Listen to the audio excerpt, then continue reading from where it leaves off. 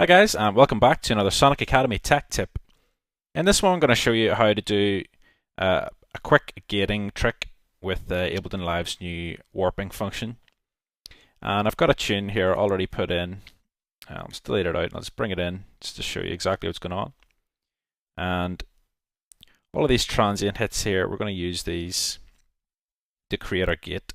So I'm just going to hit the loop button and I'm going to move our loop pointers just to the middle of our tune. And if I just make sure I've got a good loop here.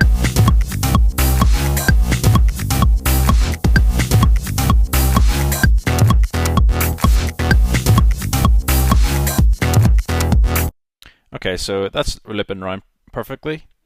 And if we just go down to this warp section here, we've got all of our different warp modes, and we've got a new mode here called Complex Pro, which is just an advanced version of the complex warp mode that was in previous versions. But we're going to keep it on beats here. And if we go down to the bottom here, we've got this transients mode now. And in here, basically what happens is all of these beats, all of these wee hits here, these wee transient hits are playing, are being triggered by Ableton to play, and it's playing right the way through, and then the next one's trigger and it's playing, and then this one and so on. And we've got these different modes here where if you hit it to the first mode, which is just this transient loop off, basically when it gets to the end of this note, it'll just stop playing completely, and I'll wait for the next transient hit before it starts to play that, and then once it gets to the end of it, it'll wait until this one starts. And then we've got the loop forward, which basically when it gets to the end of this, it'll create a short loop where it'll just keep playing it over and over until it gets to here. So you get a sort of a stuttered effect. And this one here is loop back and forward. And basically what it does is it gets to the end of it and it starts to loop forward and then back and forward and back and forward and back until it gets to the next transient point again.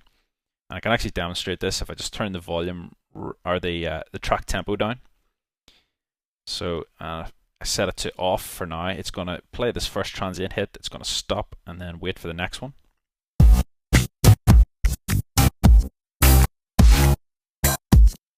And then if I turn it to the loop forward, it's going to do the quick loop at the end of each transient.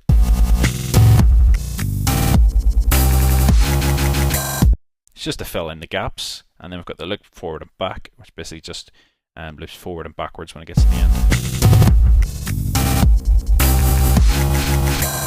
Makes it sound a tad more smooth, just depending on what sound you're looking for. But we're going to put it up to 128 for now.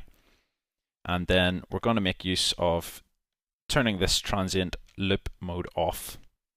And then beside it, we've got transient envelope. And basically what it does is it tries to crossfade between each of these transient hit points. So when it gets to the end, if it's at 100, it's just going to continue through and you're not going to notice a transition between the hits. If we turn it down, we're going to get a sort of scattered gating effect, which is what I'm trying to show you in this tutorial.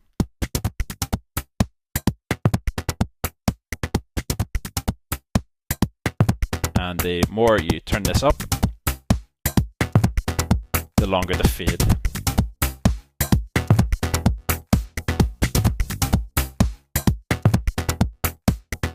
And from here you can actually go in and you can move these transient points.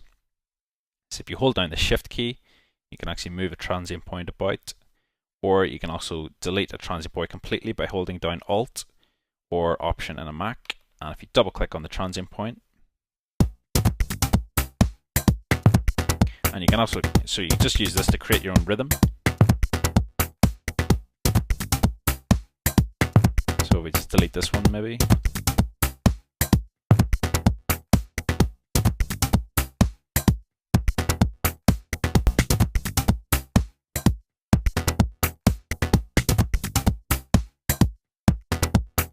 So you just play around with putting in those different transient points until you get a loop that you like the sound of. And you can also go into the granulation resolution, which basically it either reads the transient hits or it goes to a setting that you set yourself. So if you wanted a 16th gate to go on there automatically, you just set that to 16s, and then this obviously this transient envelope is how long that gate or how long the fade is on each of the hits. So you can set it to 8s.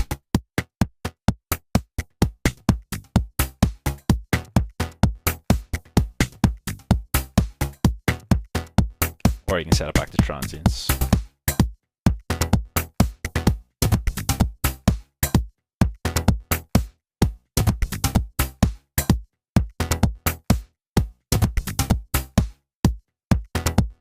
Okay, so I hope this tech tip gives you a bit of inspiration, and I'll see you again in the next tutorial.